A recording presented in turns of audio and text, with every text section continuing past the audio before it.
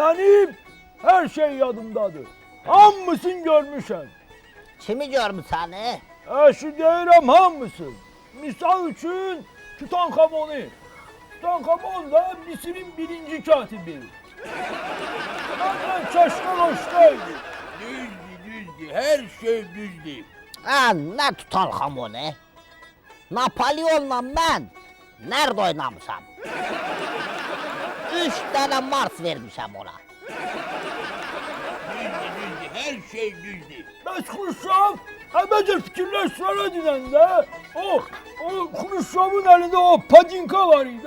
Belə stolun üstündə vururdu. O padinkanı Xruşova mən vermişdim. Xruşovun vaxtında her şey əla idi. Ha bunu düzdür, ha düzdür.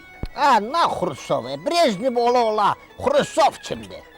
Elə onun Brejnevin bir dənə öpüşməyi bəs eləyirdi. Brilyant demişkən maç qoç.